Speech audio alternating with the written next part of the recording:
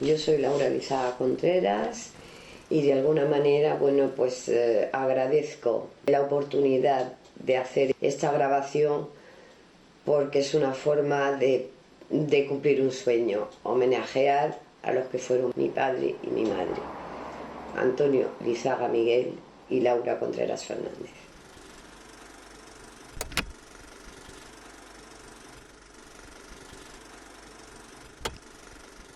Mi madre nació en un pueblecito de Córdoba, en Villaviciosa de Córdoba. Nació el 30 de junio de 1908, en una familia acomodada, pero bueno, pues que era una familia con inquietudes, que se preocupaban por las desigualdades e intentaban, bueno, pues que paliarlas de alguna manera. Con lo cual ella, bueno, pues su formación fue con muchísimos valores que luego a lo largo de su vida ella iría desarrollando. Ella se hizo maestra, estudió magisterio en Córdoba y su primer destino fue Fuentetojar, otro pueblo de Córdoba. Al año siguiente la trasladaron a su pueblo de maestra, pero bueno, pues estalló la guerra. La acusan de campaña antirreligiosa en la escuela, es decir, eso. Lo que pasa es que luego la familia de sus alumnos declararon que no era cierto. Lo que sí era muy tajante era que no permitía que se le llevara bocadillo a las niñas ricas mientras otras estaban pasando hambre. Se tuvieron que ir. Mi abuelo era veterinario y sabiendo que el tema estaba, cuando el tema ya se puso bastante mal, las tropas franquistas se acercaban, trasladó a toda su familia a Villanueva de Córdoba, pero él, al ser el veterinario oficial del pueblo, se tuvo que quedar para desempeñar las funciones propias de su profesión. Una noche o una mañana, no sé exactamente, entraron las tropas franquistas y fue fusilado. Fue fusilado. Lo último que sabemos es que los amontonaron los cadáveres de todos los que habían matado en las afueras del pueblo y hasta hoy no sabemos cuál es su paradero. De hecho, la única forma que hemos visto para poderle homenajear de alguna manera en el cementerio del pueblo, la tumba que tenemos de la familia solamente tiene la inscripción que voy a decir a continuación: familia Contreras Fernández, Julián Contreras, en paradero desconocido. Y bueno, pues una de esas espinitas que te quedan en la vida. Mi madre y sus hermanos murieron sin poder enterrar a su padre, aunque fuera simbólicamente, y yo espero no morirme sin poder hacerlo. Bueno, pues termina la guerra. Mi madre está bajo arresto domiciliario en su pueblo durante un año, presentándose a diario a la comandancia militar. Y bueno, pues fue un año bastante duro, les incautaron absolutamente todo. Eran una familia, bueno, pues con tierras, con casas, y se quedaron absolutamente sin nada, simplemente por defender la libertad, por creer que todos teníamos que ser iguales. Después de ese año, pues unas de las vejaciones por las que tuvo que pasar era que le mandaran niños a su puerta a cantarle canciones, y una de las que le cantaban era: a este pueblo ha llegado la segunda pasionaria, si queréis saber quién es, la puta de doña Laura. Y para mí es un orgullo tremendo que a mi madre, ellos pensaban que la vejaban, pero para nosotros que la llamase la segunda pasionaria es un orgullo tremendo.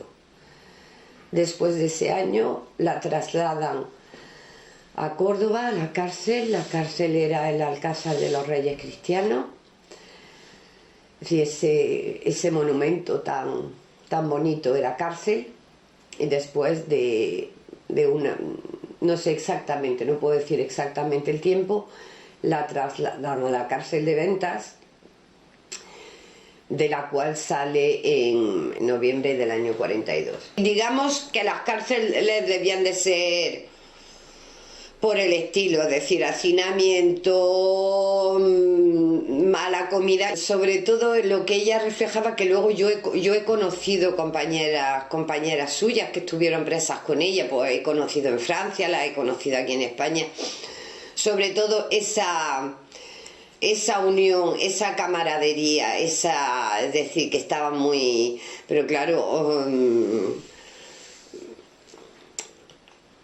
mira, te voy a contar una anécdota. Lo que hoy es en la Puerta del Sol, que era la Dirección General de Seguridad, ahí le pegaron una paliza a mi madre, que le pusieron el costado, tirada en el suelo, tan negro como ese... Es decir, que bueno, pues sí. En la cárcel hacían todo lo que podía. Mi madre también hacía clases de alfabetización. Mira, sí, aquí tiene... Este es mi tesoro. Este librito, no sé quién lo bordaría, lo harían entre todas. Lo bordaron a punto de cruz y pone Ventas, Madrid, 1942. Es decir, era una forma, yo me imagino que esto mi madre lo sacaría de la cárcel dentro de la ropa, porque claro, si no se lo hubiesen quitado. Esta en mi casa desde... Mira, esta es Juanita. Esta es Juanita Corzo. Juanita Corzo ha muerto ya, pero vamos, la hemos conocido. A Pepa, a Conchita, que luego vivió en Francia. Es decir, que luego hemos tenido relación, bueno, pues con muchas de ellas. Y realmente esto me parece... ¿Quieres que lea alguna? Laura, ¿cómo te demostraré yo el cariño que te tengo? Pues firmando en este librito que tú conservarás siempre. Algunas es que es hasta difícil poder leerlo. Te quiere antes de conocerte, y estos garabatos son prueba del cariño que será siempre sincero. Isabel. Querida Laura, acuérdate mucho de mí, yo te quiero y pensaré en ti muchas veces. Juanita Corzo. Juanita sí la hemos conocido.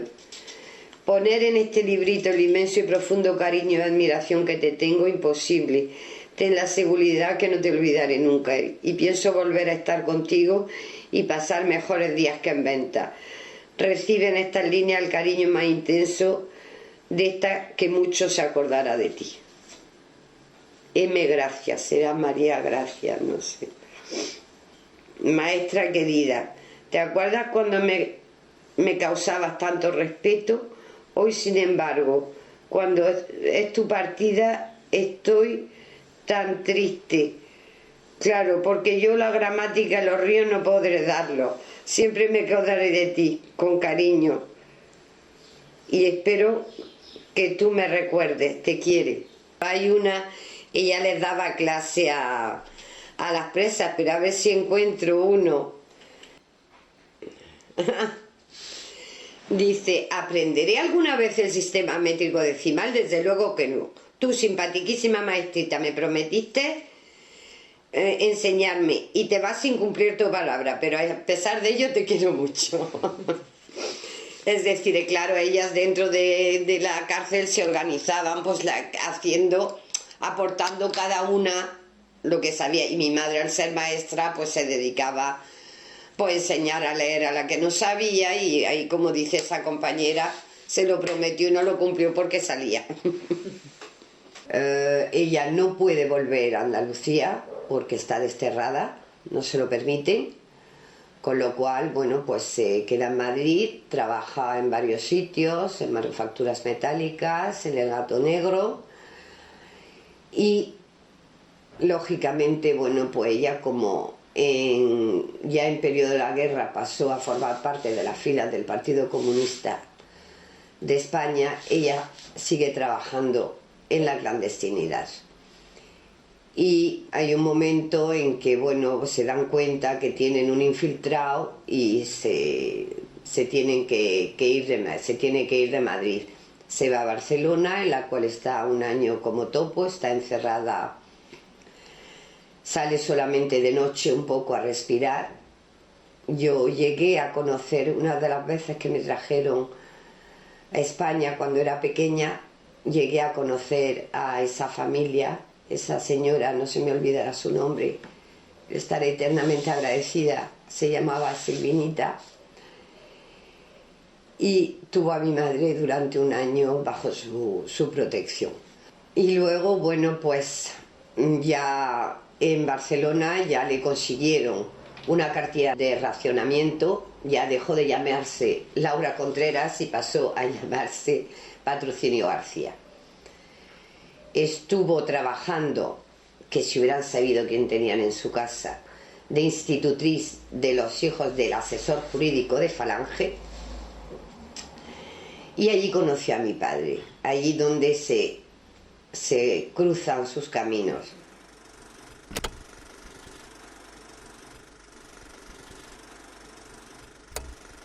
Mi padre había nacido en Fuentes de Ebro, en Zaragoza, y con 19 años se fue voluntario, dejó los estudios que estaba cursando y se fue voluntario al ejército. Hizo la academia en Murcia, en Los Alcázares, se hizo ametrallador bombardero y cuando acaba la guerra él participó, bueno, pues en muchas batallas, entre otras en la batalla del Ebro. Se entregaron en Barajas, lo que quedaba de su escuadrilla, y se fue directamente condenado a muerte a la cárcel de Valencia, donde estuvo 10 meses condenado a muerte. Mi abuela se llamaba Carmen Miguel Tolón, una mujer admirable, una mujer analfabeta, pero yo creo que, bueno, que para mí mi hija se llama Carmen por mi abuela, la única abuela que realmente yo conocí, porque yo nací en Francia y ya lo iré contando. Mi abuela empezó a moverse. Mi padre le debe la vida a su madre 2 veces, le dio a luz 2 veces. En un sitio le decían que los informes venían de aviación por la condena de muerte, en otro lado que del pueblo. Y después de muchos años y a través de la Asociación de Aviadores de la República yo he conseguido el expediente completo de mi padre y hay 2 informes, uno del jefe de Falange del pueblo y otro del alcalde del pueblo, en el cual, bueno, pues supuestamente acusan a mi padre, claro, lógicamente le tachan de comunista y de todas esas cosas, le acusan de una muerte y de ahí vendría la condena a muerte.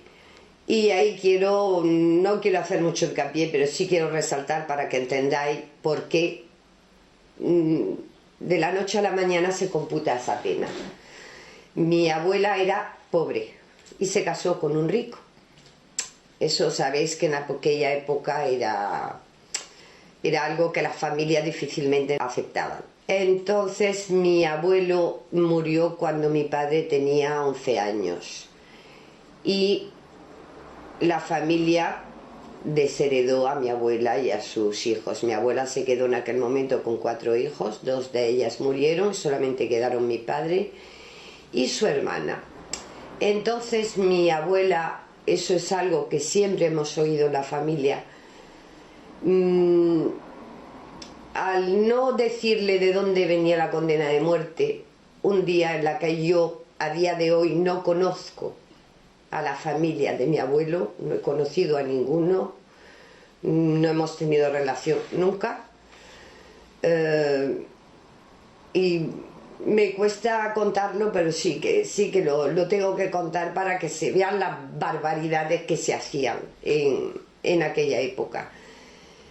Mi abuela un día en la calle cogió a su cuñado y le dijo: si a mi hijo lo matan, te mato. Y qué casualidad que le conmutan la pena. Y qué casualidad que al leer los informes llamé a mi prima. Digo, ya tengo los informes. Y simplemente mi prima me preguntó quién era el alcalde. Y al decirle el nombre, fue horroroso. Me dijo, ya sabemos de dónde vino. El alcalde estaba casado con una prima hermana de mi padre, hija de ese cuñado de mi abuela. Simplemente ahí lo dejo. Es decir, son muchas casualidades.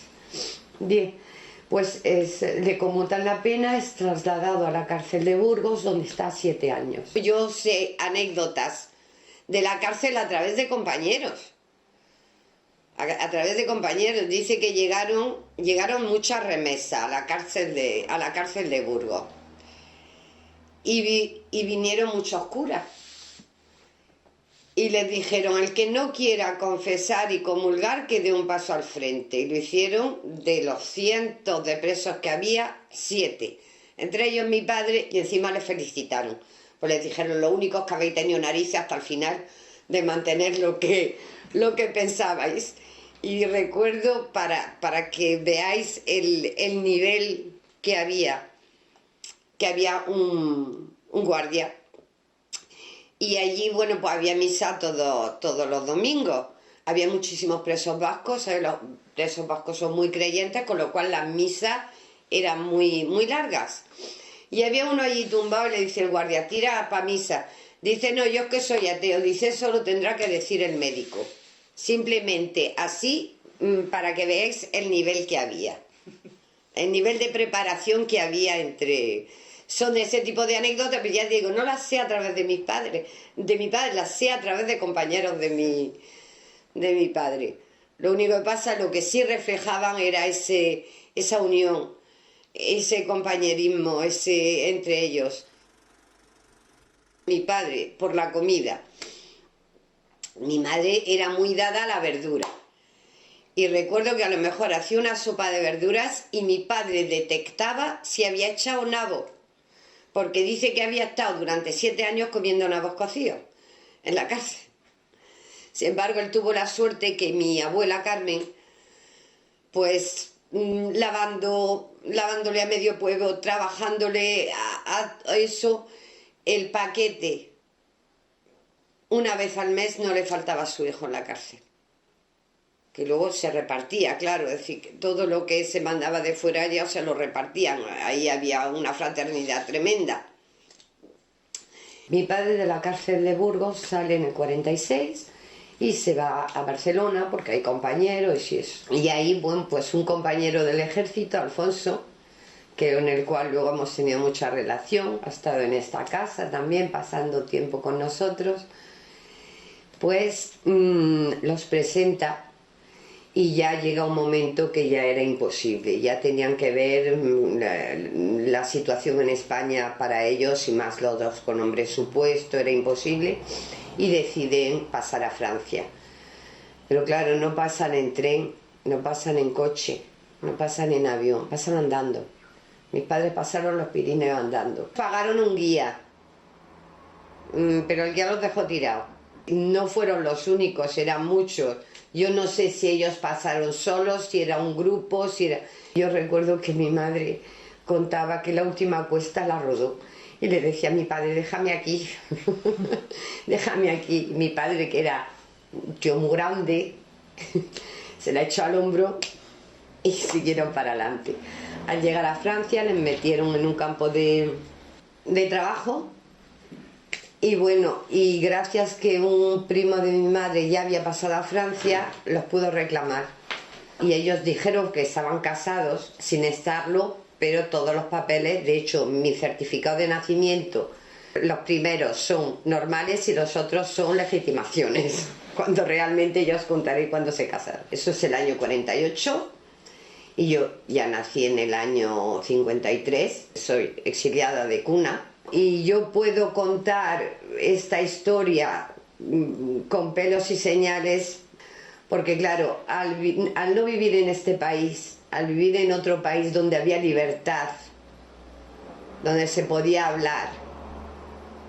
Pues yo conozco la historia de mi familia desde que tuve uso de razón. Mis padres estuvieron 20 años exiliados, 20 años durante los cuales ellos siguieron luchando porque su país recuperara las libertades.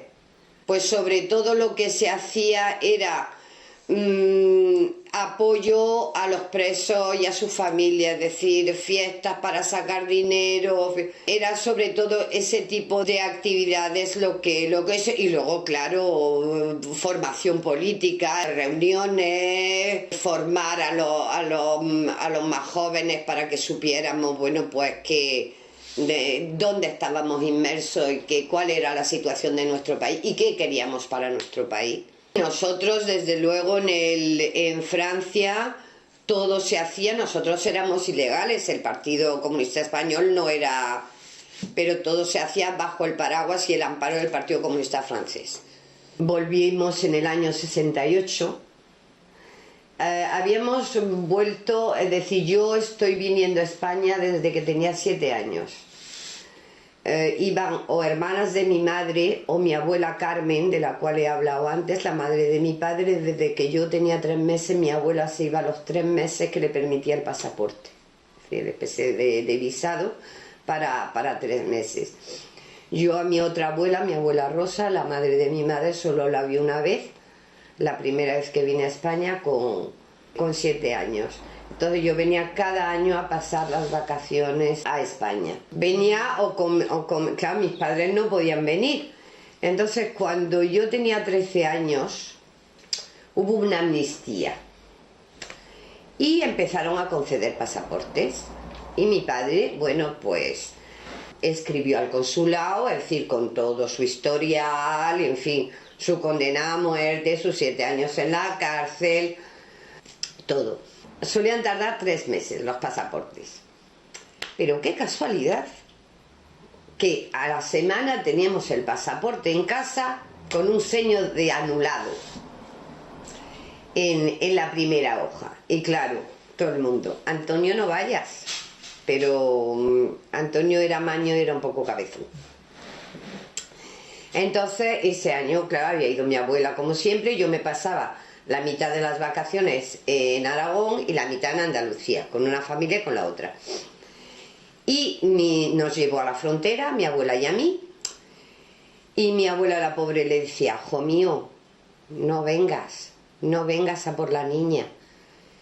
Y mi padre no decía nada.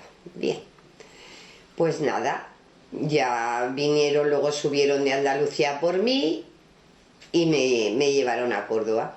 Y a mí me encantaba estar en Córdoba capital porque era el único sitio donde yo tenía primos de mi edad, pero mis tías me querían tener en el pueblo, entonces me dejaban solo una semanita.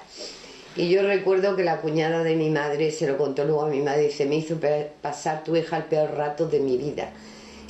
Voy a esto por decir, porque claro, el nivel de madurez, de haber tenido que madurar antes de tiempo debido a las circunstancias. Y yo veía que me dejaba mucho tiempo en Córdoba. Y un día le pregunté a mi tía, digo: "Tita, mi papá está en la cárcel, ¿no?". Y efectivamente, mi padre había llegado a la frontera y directamente le habían detenido. Bueno, la situación internacional no era la misma, hubo muchísimas presiones, total, estuvo 15 días y salió, ya me recogió en Córdoba y nos volvimos. Dice que cuando le detuvieron, él pensaba: "Me están interrogando y no me atan. Y como me den, es que mi padre, si le daban, devolvía". Y luego cuando salió dice: "Pues yo creo que algo ha cambiado en España porque me han interrogado y no me han sacudido". Es decir, que debía ser lo normal en aquella época, ¿no? Sí. Es decir, que los interrogatorios eran a golpes. Mi madre viene por primera vez, luego ya, claro, mi padre, es en el 68, esto es en el 66, sí. Y ya mi madre en el 68, en Semana Santa, vinimos. Veníamos de Francia con un Citroën. El coche era un Citroën. Y no veníamos con ninguna bandera, pero sí que es cierto que cuando pasamos los tres la frontera, la pasamos cantando la internacional. Eso sí que es verdad. Es decir, fue algo que fue espontáneo, que fue algo para mis padres, pues bueno, decir los tres podemos llegar a nuestro país.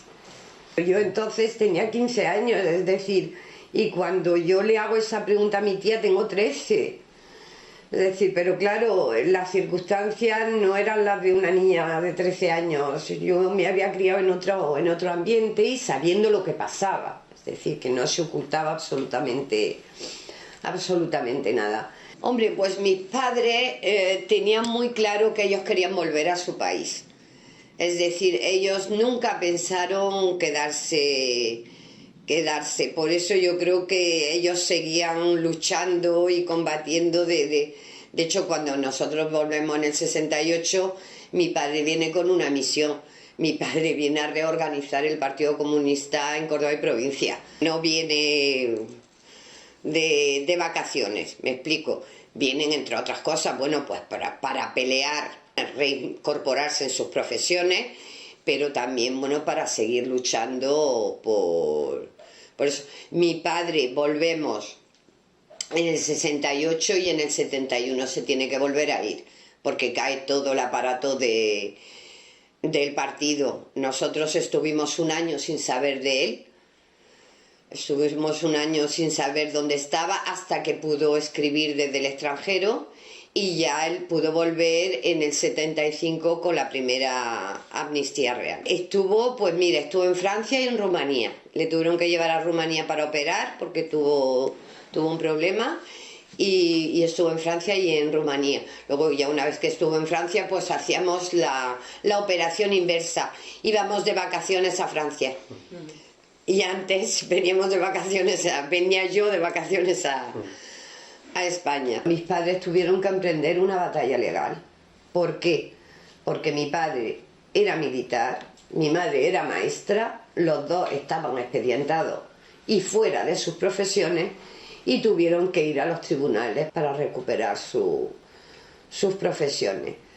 Mi padre lo consigue, les ascienden como si hubieran estado en la reserva, y él se jubila de capitán de aviación en el año, creo que 85, y mi madre lo consigue antes. Mi madre dio clase 2 años y luego ella se presentó a las elecciones municipales del 79 y fue primer teniente alcalde de su pueblo. Se presentó encabezando la lista del Partido Comunista de España. Esta es la placa de reconocimiento del ayuntamiento de su pueblo.